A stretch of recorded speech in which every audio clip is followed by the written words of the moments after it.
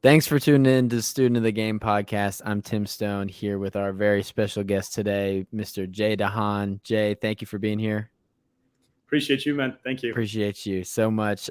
Glad we were able to do this. Glad we connected. And let's just kind of tell the people what you've got going on. Catch us up to speed on who you are, what you're doing with NextGen Wealthy, teaching people how to build wealth, and what does that mean? Well, to be honest, it always started when I was in those early years of being in high school and thinking to myself, is the education system really supporting us the right way? And I wasn't too much of a believer back then, and that kind of led me to my own personal development journey at a very young age. And quickly I started learning the fundamentals of business and communication and immersing myself in self-study with seminars, webinars, online technologies, and that evolved my communication skills and getting a mentor. And mentor really scaled me to getting into the real estate game. So at about 22 years of age, I was able to inherit a bit of a residential portfolio from my family, was able to convert it into a commercial development corporation. So we do commercial retail strip mall development up in Canada. And I've come out here now to the States after many years to open up NextGen Wealthy, which is our education and coaching platform that you mentioned, which is really to inspire and empower the next generation to live a life with abundance, freedom, and wealth. And we teach core essentials like communication, interpersonal skills, business fundamentals, finances, and real estate fundamentals to the next generation because they are our leaders. And in between that, I do my personal private coaching in the way of what I call the Uncage Your Roar program, which is something we can talk about a little bit later in this episode. But the Uncage Your Roar, where all of us are lions and lionesses, and we now need to uncover what that roar really is so we can articulate our language and get our signature pieces to the world.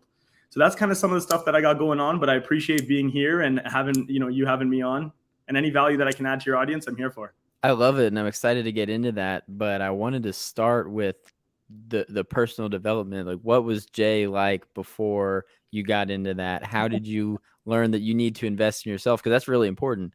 Most people, you go through high school, you go to college, and then you get a job. That's what you do. That's what 95% of people do, is that same system.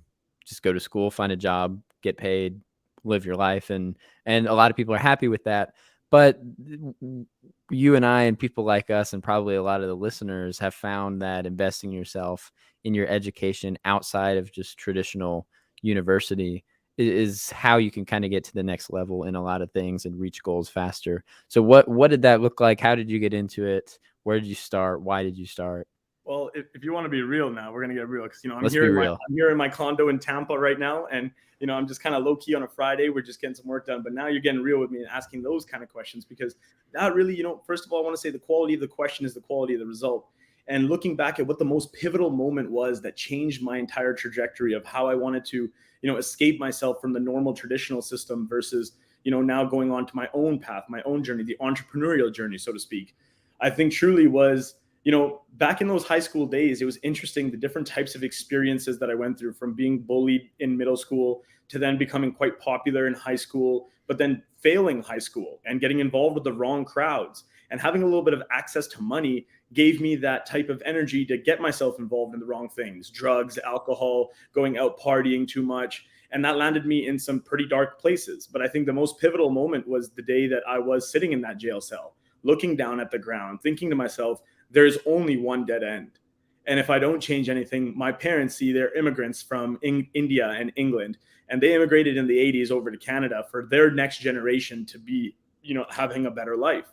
And at that moment, I thought to myself, sitting in that jail cell, I'm not doing anything that I should be doing for how much they've been able to provide for me and work their asses off every single day, and then eventually get their own business and then work even harder in their business. So entrepreneurial was still always a mindset for me from my parents. But that pivotal moment of sitting there thinking to myself, I think, was the breaking point. And from there, I started doing things on my own. I started, even getting credit cards and starting to applying for credit cards behind my parents' back to swipe them, to start going to little seminars and attending these private real estate communities, real estate investment network, where I found my first mentor, doing things that now I had to bank on myself. I said, if I have access to money, if I can get a little bit here and there, and I had a job at the time, and I could take that money and I could pour it into myself early, I think that would be a lot faster and quicker than going through a 4-year degree program and then hopefully getting promised a job at the end, but maybe not really. So that was kind of just, I think, my journey from the beginning, but I do appreciate that question.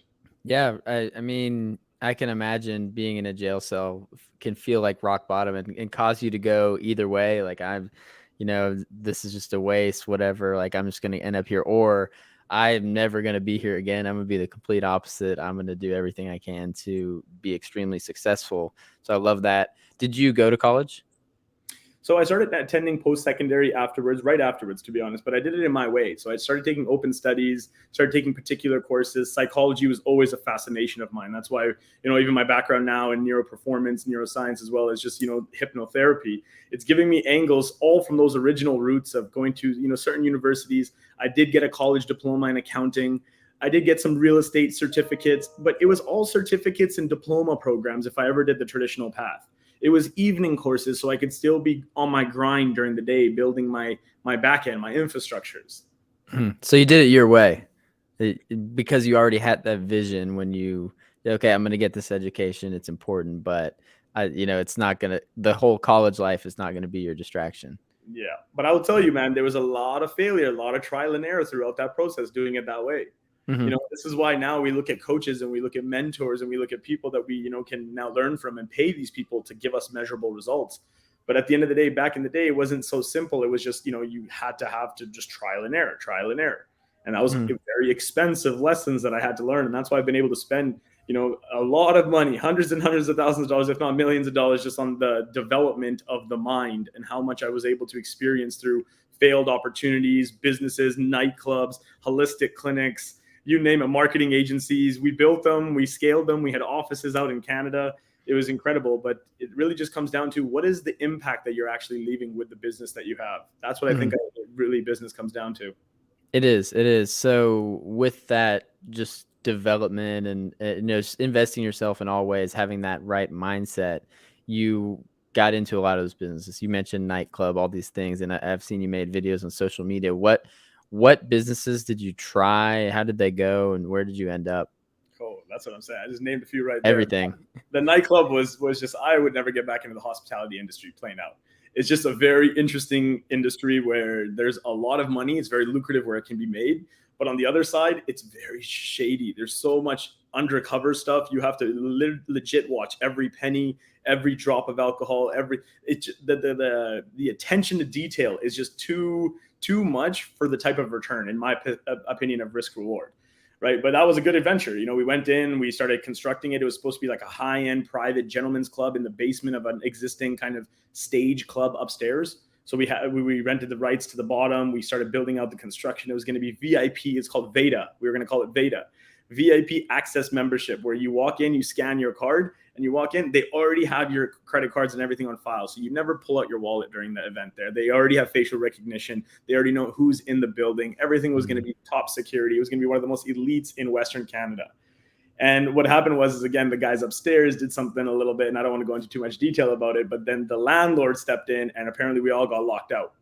And then trying to regain access to the building at that time, there was just certain things that happened, but it was just like, we got in quick, we spent our money, and then we just got locked out, and there was nothing we could do about it. So that's why some of these businesses, like everyone wants to run business, and they say, okay, I want to grow a brand. Or brick and mortar businesses are becoming more and more obsolete, but they are still withstanding, just in a smaller scale. That's why you can see like the Best Buys of the world and everything that have now started to like downsize and online stores.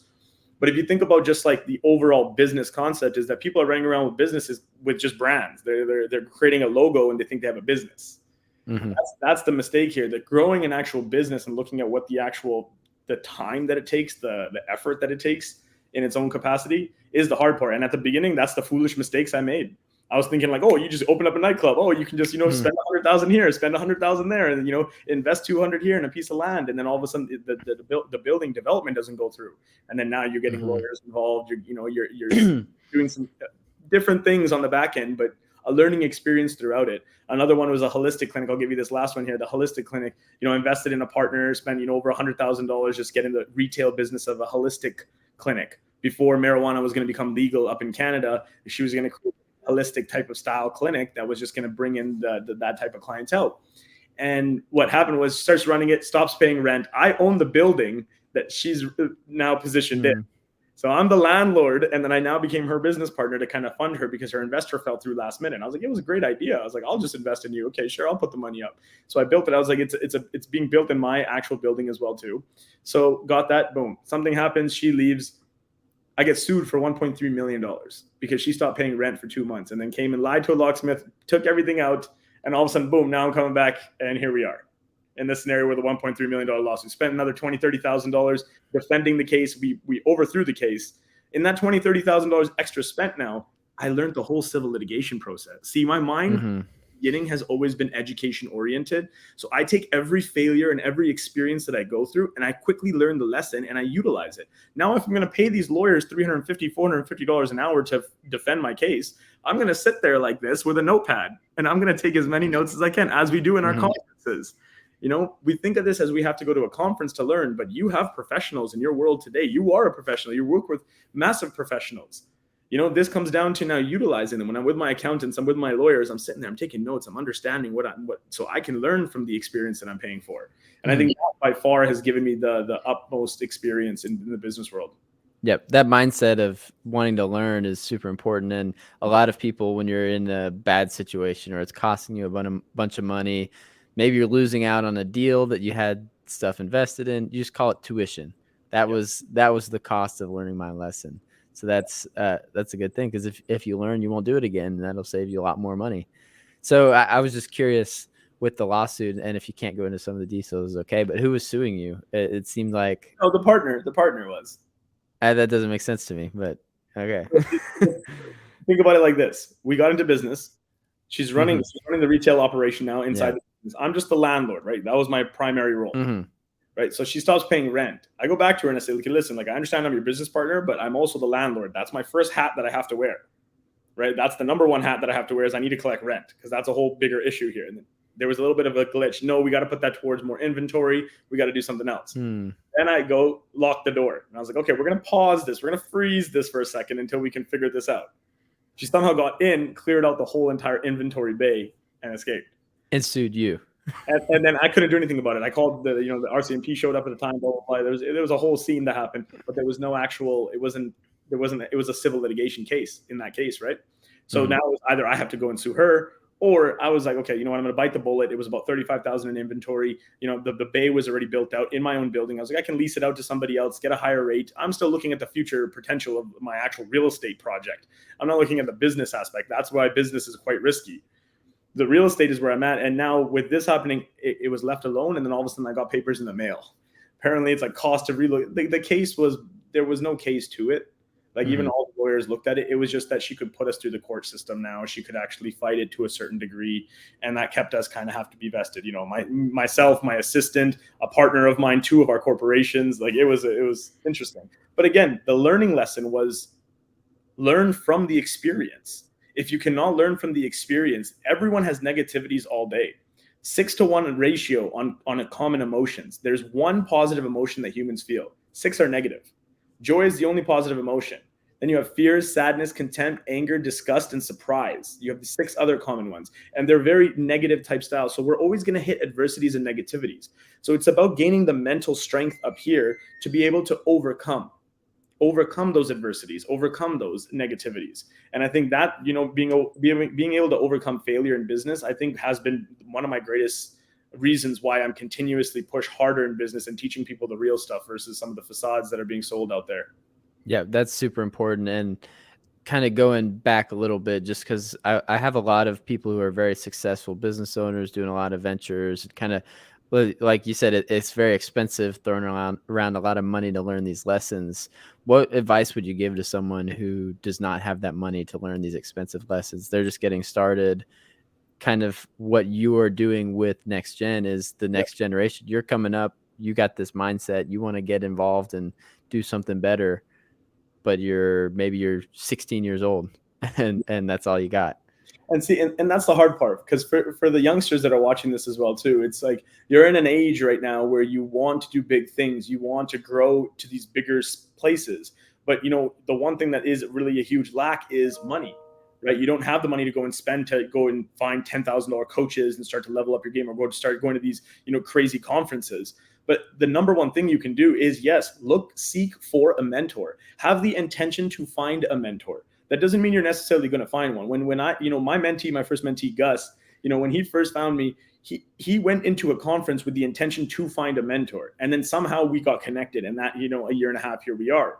But the point is that have the intention. That's the first step, of have the intention to find somebody that will be able to guide you. On the second side of it, because finances are lacking on that side, the number one thing now for this side is be a part of a community. Go and volunteer your time and your effort and your energy to an organization that you feel comfortable with, that you align with, you feel the same values with. You need a system that's outside of your school, outside of your work, outside of your family. You need a bit of a, for the gents out there, a brotherhood, or a sisterhood, or something that gets a little bit outside, where you get to go with like-minded people and contribute your efforts, your skill set to a common goal. Whether that's, posting some videos and sharing some stuff online, because, we can utilize these free social media platforms. One of my guys, he's in my calls, and he's so much effort, man. He shows up every time he calls, like every time the calls happen. He's constantly posting, he's making videos, he's getting on my radar. He's a young guy, and he's one of Gus's friends, and I just got into one of our calls, and he's catching my attention now, and I keep seeing him. It's exactly what Grant guys talk about all the time, right? And I'm seeing him, I'm like, okay, who's this guy? Let's bring this guy a little bit closer now. Let's see what we can do with him. So it's about the effort that you put in and finding that community. And that's really, really powerful. If you can find a solid community, you'll start leveling up your game, because you'll have other people that have the common goal of succeeding. Mm-hmm. Yeah, being around people who are going like that, especially people who are a few steps ahead of you or even a long way ahead of you, that really stretches you and pushes you, makes you uncomfortable. That's where you grow. One of the founders of our company, Paul Croft, always says there's no growth in the comfort zone, no comfort in the growth zone. That's just the way it is. So being around people who are doing things that make you uncomfortable or willing to push you and hold you accountable to your goals, that is super important to growing. And I kind of, there's one of the things you said, and I kind of lost track here, but the Gus's friend that's following up, sending the videos, getting super involved, is that effort when you're looking for a mentor or a job or someone to give you either time or money. It's like I heard a guy that was trying to get a job with Cardone, to give that example, and he called and he's like, hey, I've left a few voicemails, I sent some emails, and they're trying to get a job. He's like, you want my boss to give you $100,000 a year, and you left a voicemail? And hung up on him. Like that's what the guy answering the phones at the office said. Is like, you left a voicemail and sent some emails, and you wanted to give you $100,000, and he hung up. And so he's like, you gotta figure out what to do to get more effort, get in front of him, make it deserving of that mentor, that boss, that company, their time and money that they're going to invest in you. Is like, you gotta show them that you're going to perform and that you want it. So that's awesome. Like what is kind of going into what you're doing with that whole community that you're building? Tell us a little more on those details. Yeah, absolutely. So the NextGen Collective is what we're calling it. It's because a collective of entrepreneurs, business people, and overall just general people that want to come and be a part of a collective. Now, what my crown, the representation of the golden crown, represents living a life with abundance, freedom, and wealth. And abundance is really the momentum of having enough opportunity always coming towards you and being grateful for where you're at. The freedom is the ability to do whatever you want, however you want, with whoever you want, whenever you want. So just the flexibility, the being able to be smooth and go out and do the ideal lifestyle that you want to live, basically.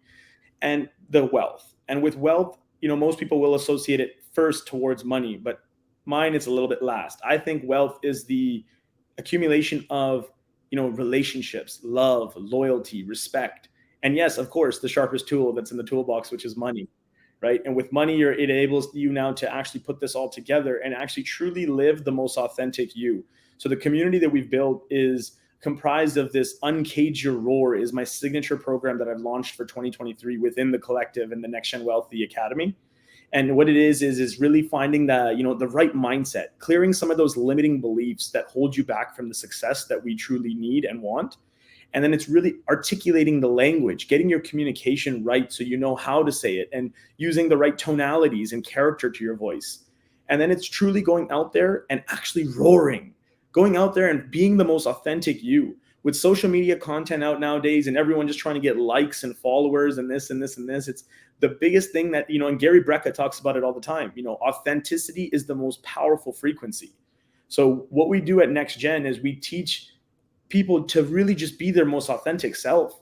To achieve greatness, you must become fearless, because fear is our number one holdback to what we think that we're capable of, because we have things like judgment, ego, fear, and it holds us back. But ultimately, once overcoming those limiting beliefs, you could be amazed on how powerful you are as a human being.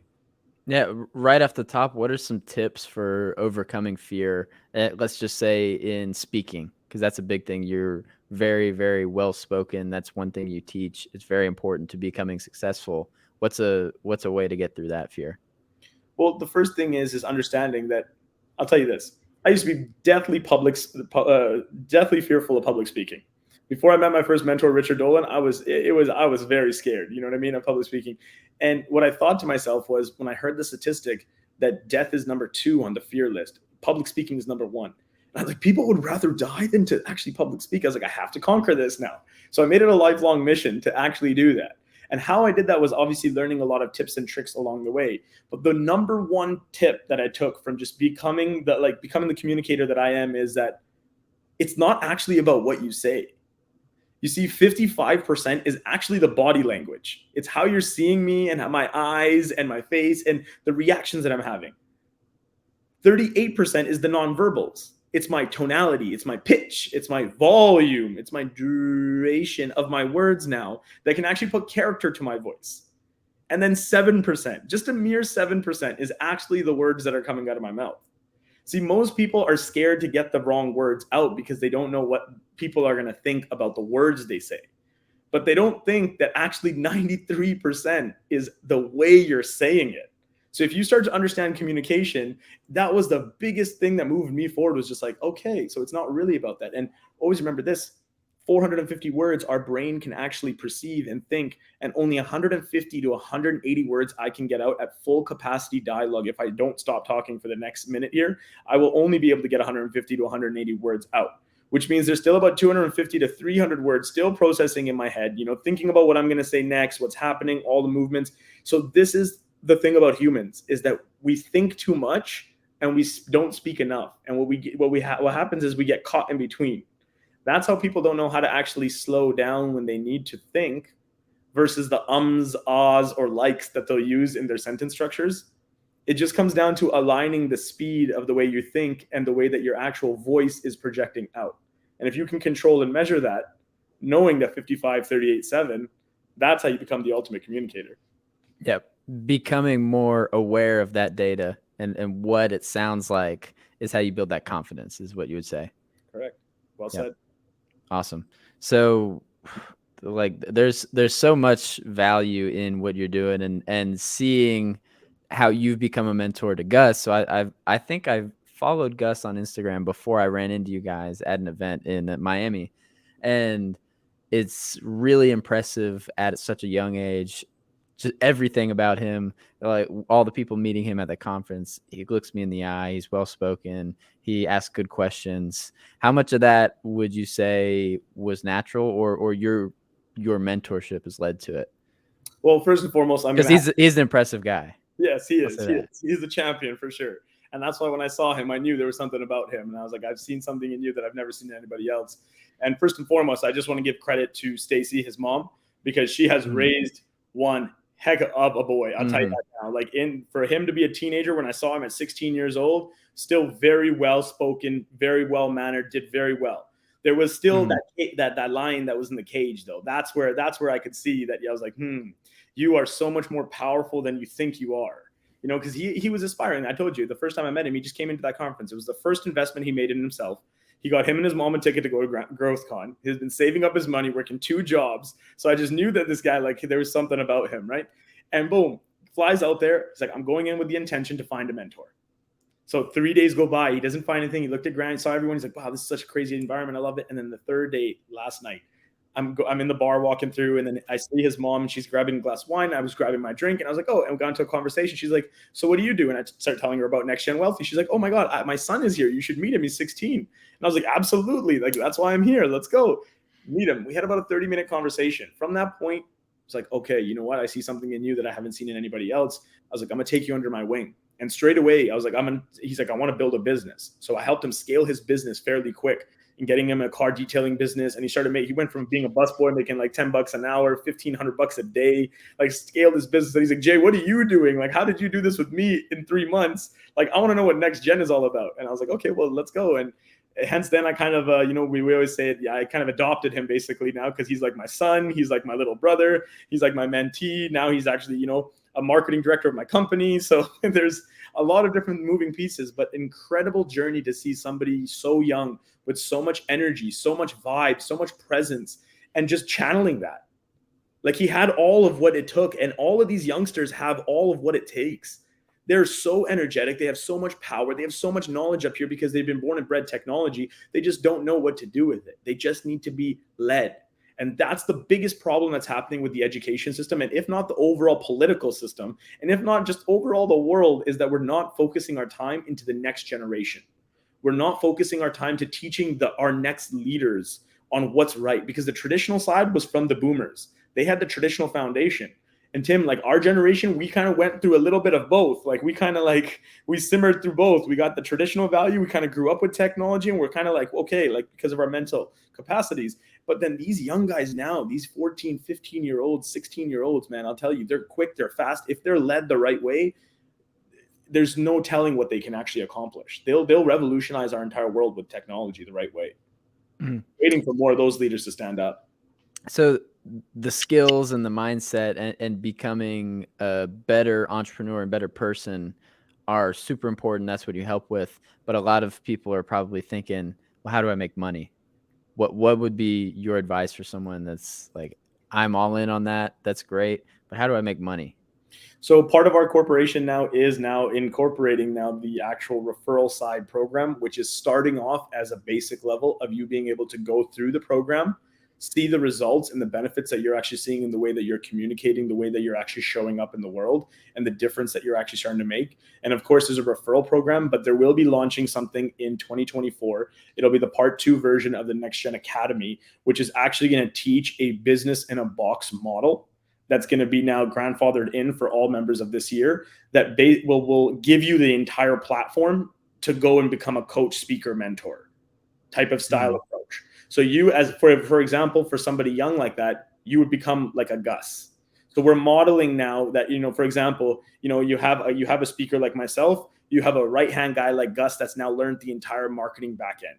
He's now sitting there, he's working on social media, he's doing this. So we're going to have these now entrepreneur programs that where you get situated as in your skill set that you bring with custom tests that we'll be able to do. And that'll position you inside of an actual job, but within your own actual business.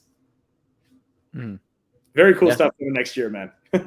It is. So becoming that personal brand speaker, that's kind of the direction you'll be taking people in. It's being able to monetize their experience, monetize their passion, right? That's the thing. For somebody that has experience, let's just say 30 plus years, you're really looking to see that they've solved a problem in their life that they could teach someone else. It's just a matter of getting pinpointed on that and having a proper offering associated with that. That's just that simple. But for somebody that's young, it's monetizing someone's passion. So a lot of kids now are like, well, I do like social media. And I know my parents are telling me not to be on social media, but I know some really cool trends and I'm starting to gain some traction. Now that could be monetized if done the right way, but nobody's providing an opportunity for them to monetize something like that. Whereas for us, like we've now just hired 4 in-house people that are all under 22 years of age that are doing editing, short form, long form, management, content creation, so that they have that time to actually passionately generate their income. And no matter what they end up doing, whether they become a speaker or a coach, those skills are super important, because if you're going to be a leader of any business, pick a random one, say you're going to own an air conditioning company, being a leader, being a speaker, being good at sales, all of those are going to be super important. 100%. So I think even if you look at what Jay's doing, speaking on stage, coaching, having students, say like, that's not what I want to do, but I kind of like the stuff he's talking about. Either way, it makes sense to me. Like, I'll give you an example. One of my guys, D, He's a videographer and editor, and he has his own company. And we worked together back in the day, and it's DB Visuals is his company, and he's a part of the NextGen Collective. So he shows up on our calls. He gets the knowledge of being a better communicator and getting your mindset right and having a brotherhood and everything that we do. But he still does his own services. He has his own brand, his own company. However, if he's in our group now, who do you think I'm now hiring to do my creative videos? Mm-hmm. I'm hiring my guy D because he's going to make the best videos. So this is the part about being about the collective, is that I wanted groups of businesses that come in and we all utilize one another. That's the point of being a part of this, because we're giving that inside connection, that inside brotherhood, that we all should be coming from different fields. We should all be coming from different walks of life. But if I know how to solve a problem in a certain way and you and me are working together, I need to be able to know that that's the problem I solve. Could be my offering, and I can come to you. And if it makes sense to you, you're going to pay, you're going to get the result, and we're going to all move forward. And that's the world of coaches now. But it's not the way that it's being seen as just being on a stage and trying to get somebody into a community membership now and upselling them to your private coaching and then doing the mastermind retreats. Like, that stuff is still going to work. I get that. But it needs to be something that's a bit more inclusive, where you get a lifelong partnership. Yeah. And a network. A network to sustain, not just do for a little bit and get pumped up about it and then kind of fall down and be like, I'm just attending events. And I'm not disregarding any events. I'm a part of many, many communities. But I think that even with our style approach is really just coming in so that you can really manifest your own business, your own brand, but have just that like-minded community to come back to and have a little bit of the emotional support. Now, I think about it now, and even with the mindset, the emotional control is the most powerful skill set that actually allows you to become successful and, most importantly, happy in this world. Emotional control. And when you have a group and a support of people that are able to share emotional support and share their, and that's why we have our private Lions Den Club. And our private Lions Den Club is really just meant for men only. And I'm sorry, ladies, I love y'all too, but this is men only. And it's just where we can just get to be vulnerable. There's so many times that men, we have to be so raw all the time. And, we got to just show up. And there's sometimes that we just, like, whether it's like the wife bugging you or the kids are saying this or the work or this, like, sometimes we need to express our emotions. So we created also like a private membership Lions Den, kind of similar to the style approach that I was telling you about with the club. And, bringing that kind of just a little bit more flavor for us to just be us, real and authentic, getting that real lion to come out of that cage. Mm-hmm. Yep. Because being yourself and knowing yourself is super important to anything. Getting your goals. That's one of the big things with our company. I was also going to touch on is we talk about our 4 foundations of wealth creation. The first one is increasing your income. How do you do that in the simplest ways? Is meeting more people and gaining new skills is how you increase your income. It's hard to meet a lot more people and make less money unless you're meeting people at the club and partying or whatever. Very true. So with that group and kind of getting to a deeper level and understanding who you are, how important is that to reaching your goals? And I'll kind of touch on that a little bit, some of our thoughts, because we help people with that as well. But want to see, like, why would you put together the Lions Den? Why does that help people? If you think about it like this, I saw this post and it was about men. And it was about men finding comfort. And I'm speaking directly to this right now because if you think of it like this, a Lion's Den is designed for people to express themselves authentically. Why is that important? Because it's so hard to do now. We've created such barriers and these emotional insecurities and certain traumas in our lives that we've suppressed over years. And this is more on the psychology side of things, where we kind of cage ourselves. We cage our brain. We stop ourselves from actually being who we need to be. And that is extremely vital to our success, because getting to know who you are it's mentally draining. It's hard. You have to put in a lot of hard work. The self-development, going to conferences, yes, that does help, but it takes a lot of just your interpersonal time and focus to do your meditations, to do your yogas, to do your hypnotherapies, whatever you want to label it as. So the point of the matter is, getting to know yourself is extremely vital. And how you start to do that is starting to ask yourself the right questions, asking yourself deeper and deeper. I do this exercise with my clients, and I always say, like, imagine your ideal lifestyle. Like, when you wake up in the morning, like, let's just say you're making millions of dollars, all that stuff. You got the houses, cars, clothes, all that stuff. But now, how are you waking up? When you wake up in the morning, who do you look next to? Is it a wife, a husband? Is it by yourself? Maybe a dog, cat? You go to the windows. What do you open them up? Is it is it a beach? Is it a cityscape? Is it a forest? You go downstairs. Is the spouse making breakfast? Is there dogs and cats, little rugrats running around? You get ready. What are you putting on? A suit? You go into your garage. Is it a car or is it an SUV? Is it a Honda Civic or is it a Lamborghini? You drive to your work. What are you doing throughout the day? Start getting people to picture their ideal lifestyle and how their day would go, to start manifesting more of who their identity is. I have clients that come to me. It's crazy, man. I'm telling you, like, clients come to me and they want business advice. They're like, I want to scale my business here and I want to do this. And I know exactly what their business needs. It's 1, 2, and 3. The only problem is that their business isn't really the problem. It's them. Mm-hmm. It's the actual entrepreneur. There's nothing wrong with the business. You look at it, yes, of course, more revenue, which is like more sales. Like, business fundamentals are quite simple. Like, Grant and Brandon always talk about this. That if you follow, even Brandon's a huge example of the 8 break points. That's a very simple step. You follow the system, you're gonna scale. End of story. The only problem with that is the human Mm-hmm. psychology behind it. So they come to me with all these business problems, and then when I start uncovering their actual internal self, like, this is the way you said that, or this is the way now you feel here, and then usually I get that response and say, they look at me and they go, Jay, how are you in my mind? And I'm like, it's not that I'm in your mind, but I'm starting to gauge on the way that you say certain things, and I'm going to peel that back. Like, one of my clients, man, he came to me, he was in a deep, dark corner, man, thinking some really deep thoughts, girlfriend situation, business was going down. Within 6 weeks, mental training, mental toughness, boom, brought him out of that, completely transitioned him. He was making selfie videos at Hugh Hefner's partner's mansion back in the day. He was sending some crazy video to me, and I'm like, see, it's the power of the mind. People say it's 21 days to make a habit. No. It's instant change if you want it to be. So you have to now make the instant change. Like, I need to understand myself and I need to become my most authentic self.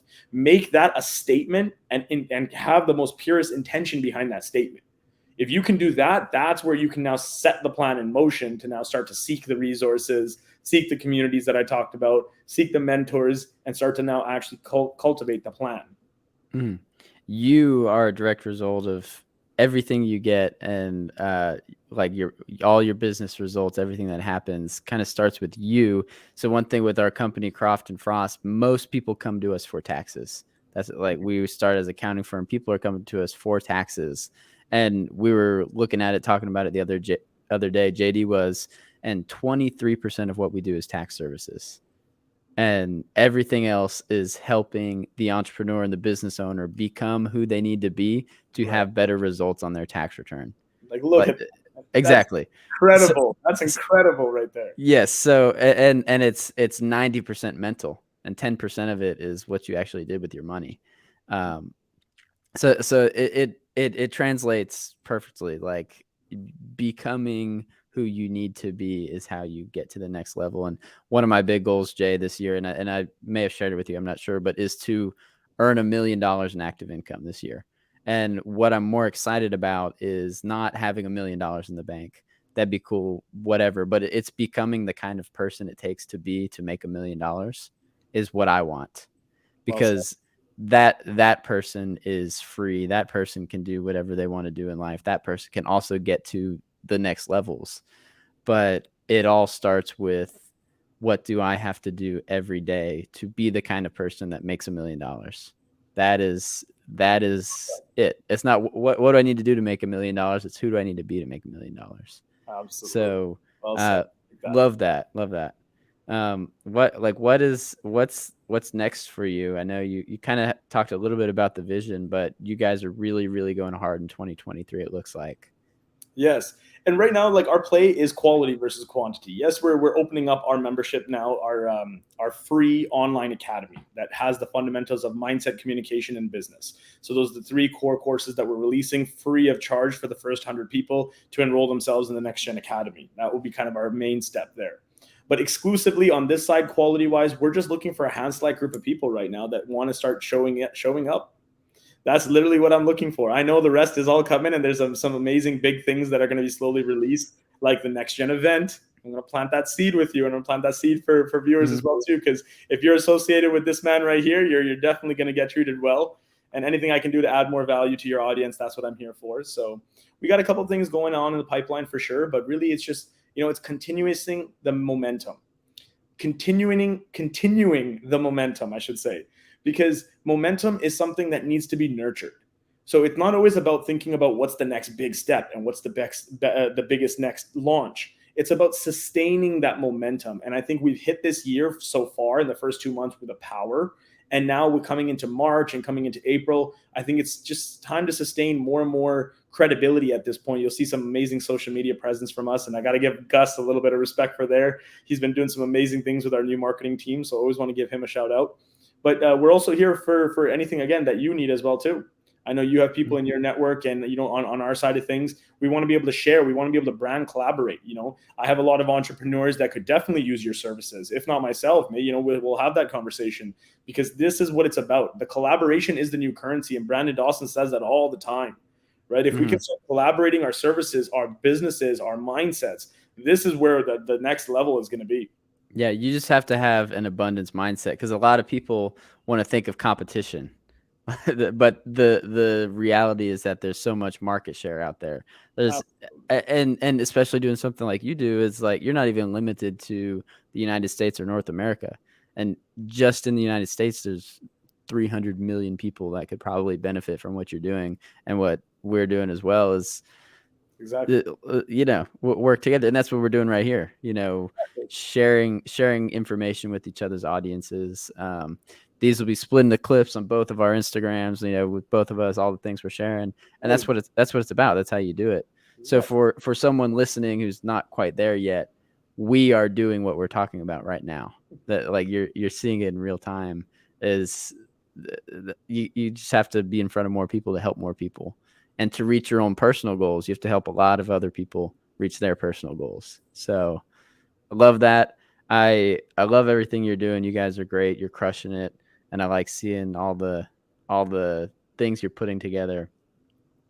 So for the people, any last words, any advice, something you want to leave with? I just want to kind of chain off a little bit of what you were saying. When I first met you, especially in the 10X room, it was really cool, because I saw you come in with just this energy, this presence, this power, this poise. You walked into the room, you were there to connect, you had intention. I just want to give you that respect. And from that moment of first meeting you, and seeing you now often at these events, and being able to now get on a podcast like this with you, I just want to say thank you. Because this world needs more people like you to actually do what you're doing right here, and showcasing to the people that we are leading by example. We're here to collaborate. We're here to help one another. We're here to help the audiences. And that's why we put the time in to do this. So just respect to you, respect to your team. And I can't wait for the future journey of all of us success together, man. Thank you. And likewise, respect to all you guys, everything you're doing. And we can wrap it up there. I appreciate the time so much. Thanks for coming on, dropping value. Where can people connect with you best and get involved with what you're doing? Yeah, best thing is just jdahan.com. Just go to my website, touch base with us. Anything we can do to help and add value, we're here for you. Yep. Perfect. Well, I appreciate it, Jay. We will talk soon. And for everyone listening, thank you so much. We'll see you on the next one.